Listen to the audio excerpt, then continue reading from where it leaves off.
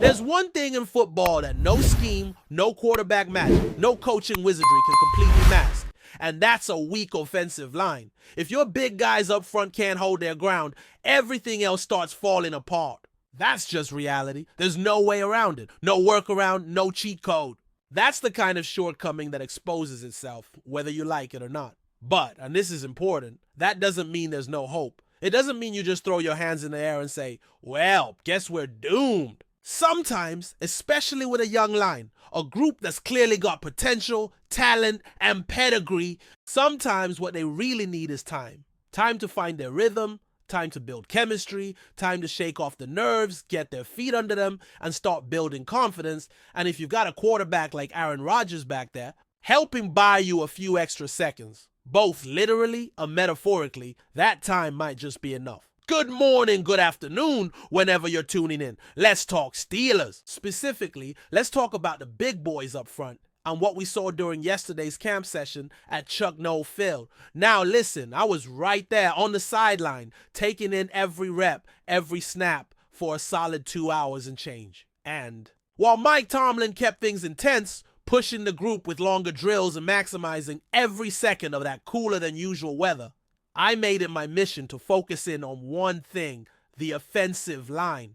More specifically, the two tackles. Because let's be honest, if there's any spot that still feels unsettled, that still leaves you a little uneasy heading into the season, it's the edges. We already know what Zach Frazier brings to the table. The guy's been as advertised.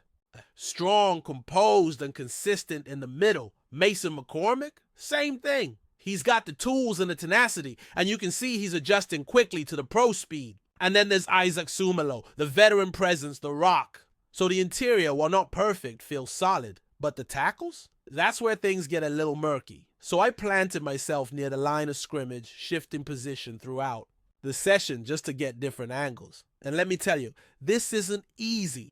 When you're watching from field level, surrounded by players, coaches, and staffers all moving around, it's chaos. There's no instant replay, no overhead cam. You either catch it live or you miss it. And when you're trying to watch someone like Broderick Jones on one play and then switch your attention to Troy Fautanu on the next, you realize quickly you can't watch both at the same time. It's one or the other. Still, I gave it a shot. Let's start with Broderick. He had a mixed day. There was one play in particular that stood out. Not in a good way. Missed assignment, plain and simple. Then another rep on a run to the left side where he got turned around, literally facing the wrong direction. That's the kind of thing that just doesn't look good on tape or in person. Now, was it a complete disaster? No, not at all. There were plenty of reps where he held his own, showed proper technique, stayed upright, and kept his hands active. He didn't dominate, but he didn't implode either. If I had to slap a grade on it just based on what I saw, I'd call it a solid C, serviceable. Room for improvement, not panicking, not thrilled either. On the other side though, Troy Fautanu. Now that was something else. Every time I turned my eyes toward him, he looked like he belonged. And that wasn't just in pass pro against some backup or third string rusher. We're talking about the final team drill of the day. 2-minute offense, high tempo, snap after snap. And Fautanu was lined up across from none other than TJ Watt. You know, the guy who's been destroying offensive tackles in this league for years. And guess what? Troy held his ground, not once, not twice, but multiple times across several reps. No panic, no blown assignments, just clean, efficient reps. That right there was a major positive takeaway from the day. Because let's face it, this team needs one of those two tackles to step up in a big way. They can't afford to be guessing, rotating, or hoping someone figures it out by mid-season. And if Fautanu's the one who's going to rise, the sooner he gets those reps, the better. But now let me tell you something that might surprise you. On probably 80 to 85% of the snaps during those team drills, the offensive tackles, hell, the entire offensive line barely mattered. Why? Because the ball was already gone. Snap, pop, gone, just like that. It was classic Aaron Rodgers. Anyone who's watched him over the years knows exactly what I'm talking about. It's like watching a volleyball setter. He doesn't hold on to it. He doesn't wait. He catches a snap and immediately places the ball where it needs to go. One touch. in rhythm, out of his hands. And yeah, he's been doing that his entire Hall of Fame career. But seeing it live in his camp with his group of players, it hits differently. Because it's not just him doing what he always does. It's the entire offense learning to move in sync with him. Receivers, tight ends, backs, everyone is adjusting to that lightning fast tempo. I spoke to Scotty Miller after practice, and I asked him flat out, with Rodgers, do you just have to assume the ball's going to be on you the second you turn around? He didn't even hesitate. You gotta be ready, he said. As soon as your foot hits the ground, as soon as your head turns, that ball might already be there. He even added, it sharpens you. It sharpens your route running. You can't coast. You gotta be clean, precise, and on time. That's the only way it works. And it is working. We saw it in that same goal line drill. Boom, turn, ball is there. It creates this sense of inevitability, like the defense can't catch up because they don't even know the play started, and Rodgers already has the ball out. It's not just the receivers benefiting from this either. It's the run game too. Caleb Johnson, for example, on this day, he finally looked like the player Steelers fans have been waiting to see. Not that he was bad before, but there just weren't many opportunities. The holes weren't there, the line wasn't getting pushed, and the rhythm non-existent. But now, with Rodgers firing darts all over the field, the defense had to back off a little. Suddenly, you saw plays where the linebackers were a step late, or the safeties hesitated just long enough, and boom! Here comes Caleb hitting the hole right behind Frazier. That's the kind of balance this offense has been starving for. Not a gimmick, not trick plays, just clean execution and smart sequencing. Now, let me be clear. This doesn't mean the offensive line is magically fixed. Far from it. Rodgers isn't a cure-all. He can't make bad linemen good, but what he can do is minimize the damage, give them a chance to grow into the season without being the reason the offense collapses. And that's huge, because the Steelers didn't go out and invest a fortune in talent, including bringing in someone like DK Metcalf just to run short timing routes all season. They need time to take deep shots. They need time to develop real drives, and they need this offensive line to grow into something more than just good enough. What I saw out there gave me hope that it can happen. Not overnight, but maybe, just maybe, over the first month of the season, through those first 3 games and into the bye. They can build a kind of confidence that changes everything. If by the time that bye week rolls around, these linemen are feeling like they belong, like they're ready to dominate instead of survive, then the rest of the league better watch out. So yeah, when you see that kind of timing starting to click, when the ball's out before the defensive line even finishes their first move, it changes everything. And again, we're not talking about some kind of tricked up offense here. This isn't smoke and mirrors. This is just high-level quarterback play, dictating the pace, forcing the defense to play reactive football. And when a guy like Aaron Rodgers is in command, defenses aren't reacting fast enough. They're guessing, they're hesitating, and when that happens, game over. But let's zoom out for a second, because I think what's happening here is bigger than just a few clean practices or a handful of sharp drills. What we're seeing is the formation of a new identity, a team trying to figure out who it's going to be in 2025, and the tone is being set very clearly by the quarterback. There's something very different about having a guy like Rodgers in the building. You can feel it. The way receivers run their routes, the way linemen hold their stances just a bit longer, the way the coaches structure the drills. It all orbits around the confidence he brings to the table. And I don't just mean confidence as in swagger. I'm talking about certainty, purpose. Everyone knows what to do and they know why they're doing it. I've seen a lot of camps over the years.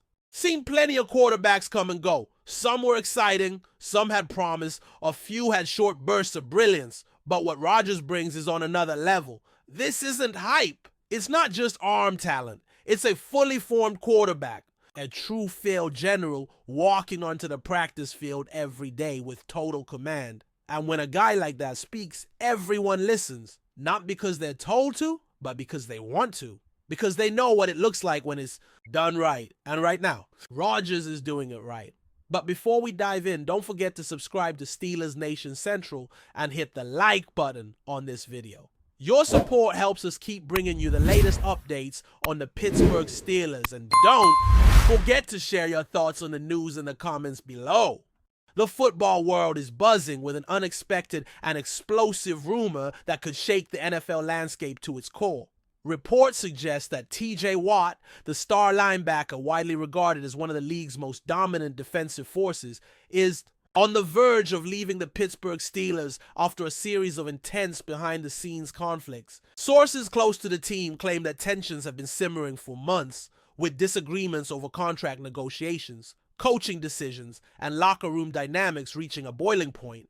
Watt's sudden dissatisfaction has reportedly escalated into a significant rift between him and the Steelers' front office, sparking speculation that the franchise's long-standing defensive cornerstone may be ready to seek greener pastures elsewhere.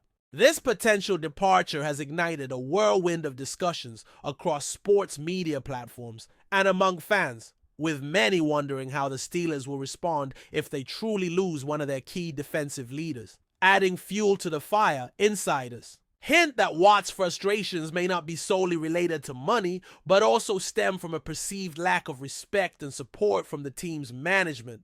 Allegedly, disagreements about the defensive scheme and how Watt's role is being utilized have contributed heavily to the deteriorating relationship. Observers have pointed out that Watt's fiery personality and intense competitiveness could have clashed with coaching strategies that, in his view, limit his impact on the field.